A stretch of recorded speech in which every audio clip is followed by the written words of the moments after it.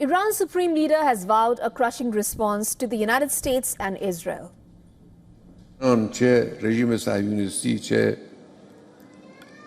ایالات متحده آمریکا در مقابل اونچه که نسبت به ایران و ملت ایران و نسبت به جبهه مقاومت انجام میدن قطعاً پاسخ دندان شکنی رو دریافت خواهند کرد.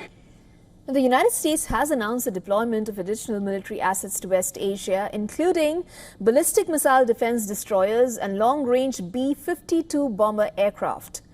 This comes as a warning to Iran as it trades tit-for-tat strikes with Israel. Pentagon spokesperson Major General Pat Ryder said the United States will take every measure to defend American personnel or interests in the region should they be targeted by Iran or its proxies. The new forces, Ryder said, will begin to arrive soon.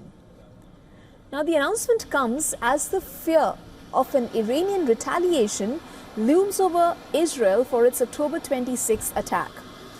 The Iran-backed Hezbollah said it launched a salvo of rockets at Israel's intelligence base near Tel Aviv in the early hours of Saturday. Now, the Israeli military said that sirens were activated following the arrival of quote-unquote suspicious aerial targets from Lebanon. The situation is being monitored, it added. Earlier, a missile strike in Sharon area wounded 19 people. And the police said that after the military reported 3 projectiles were fired from Lebanon into central Israel. This as the country continues to pound Gaza. Gaza's government media office reported that 84 Palestinians, including more than 50 children, were killed in 2 Israeli attacks on residential buildings in northern Gaza.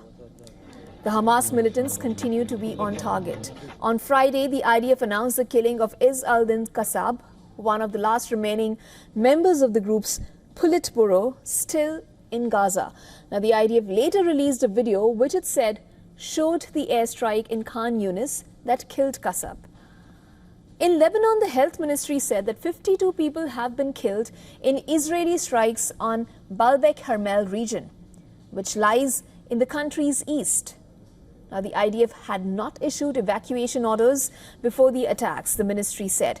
Now, meanwhile, Israel's cabinet on Friday approved a 2025 national budget, which is a wartime financial package that far-right finance minister Bezalel Smotrich said supported the country's ongoing wars and encouraged economic growth. And the budget, totaling about $162 billion, includes a $2 billion package to support reserve soldiers.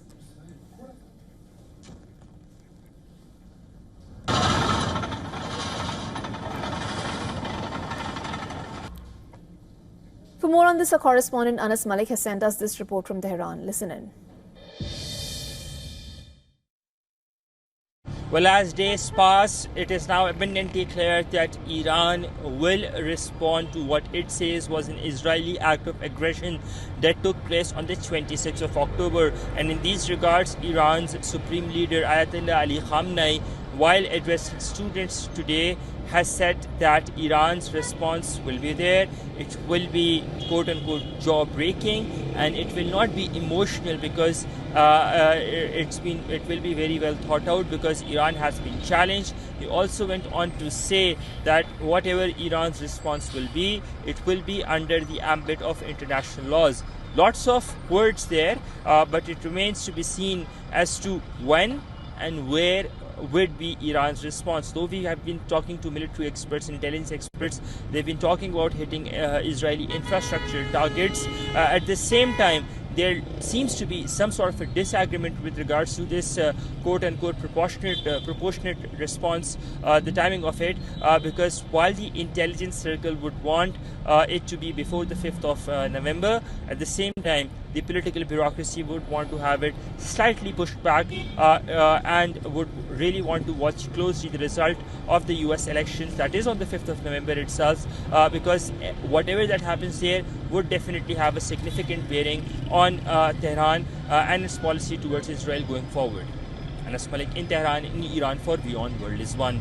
For all the latest news, download the WION app and subscribe to our YouTube channel.